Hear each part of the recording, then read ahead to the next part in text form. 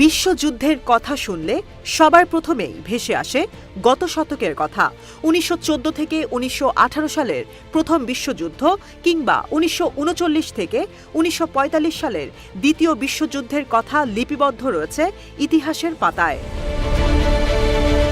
৮ দশক আগের দ্বিতীয় বিশ্বযুদ্ধে প্রথমবারের মতো ব্যবহার করা হয় পরমাণু অস্ত্র। এরপর থেকে আশঙ্কা করা হচ্ছিল কোনো কারণে তৃতীয় বিশ্বযুদ্ধ শুরু হলে লড়াই হবে নিউক্লিয়ার ওয়েপন দিয়েই।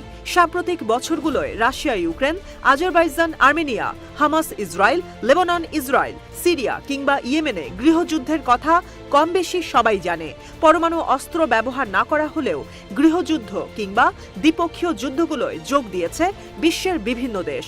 এতদিন একে তৃতীয় বিশ্বযুদ্ধ হিসেবে অভিহিত করা না হলেও ২০২৪ সালের শেষের দিকে এসে পাল্টে গিয়েছে যুদ্ধের নামকরণ। বেশ কিছু আন্তর্জাতিক গণমাধ্যম বর্তমান যুদ্ধগুলোকে তৃতীয় বিশ্বযুদ্ধ হিসেবে সংজ্ঞায়িত করেছে, যেখানে দাবি করা হয় তৃতীয় বিশ্বযুদ্ধ চললেও অনেকেই বিষয়টি আঁচ করতে ব্যর্থ হয়েছেন, কারণ পাল্টে গিয়েছে প্রথাগত যুদ্ধের ধরন। সম্প্রতি ব্রিটিশ গণমাধ্যম ডেইলি মেইলে সাক্ষাৎকার দেন সাবেক মার্কিন গোয়েন্দা কর্নেল জনাথন সুইট ও নিরাপত্তা বিশেষজ্ঞ মার্ক টড। সাক্ষাৎকার দাতারা দাবি করেন তৃতীয় বিশ্বযুদ্ধ শুরু হয়েছে ২০২২ সালে ইউক্রেনে রাশিয়ার সামরিক আগ্রাসন শুরুর সময় থেকেই। আগের দুটি বিশ্বযুদ্ধ থেকে তৃতীয় বিশ্বযুদ্ধ আলাদা, কারণ এবার লড়াই চলছে হাইব্রিড পদ্ধতিতে।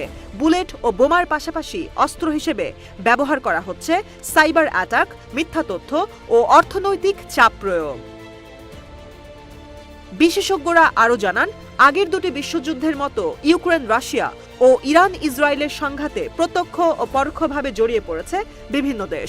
তৃতীয় বিশ্বযুদ্ধ চলছে বিষয়টি প্রমাণ করতে এই যুক্তি যথেষ্ট। এদিকে আঞ্চলিক শান্তি, স্থিতিশীলতা ও অখণ্ডতা নিশ্চিতে ইরান সবকিছুই করবে। সম্প্রতি এমন মন্তব্য করে আলোচনায় এসেছেন দেশটির প্রেসিডেন্ট মাসুদ পেজেশকিয়ান। কোনো দেশের নাম উল্লেখ না করলেও ধারণা করা হচ্ছে সিরিয়ার গৃহযুদ্ধ সম্পর্কে মন্তব্য করেছেন ইরানি প্রেসিডেন্ট। ২০১১ সালে আরব স্প্রিং এর পর বাশার আল আসাদকে ক্ষমতাচ্যুত করতে সিরিয়ায় শুরু হয় গৃহযুদ্ধ।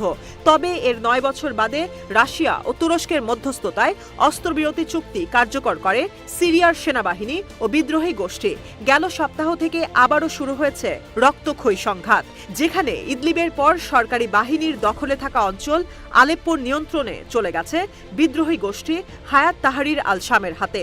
আসাদ সরকারের প্রতি সমর্থন পুনর্ব্যক্ত করেছে ইরান ও রাশিয়া।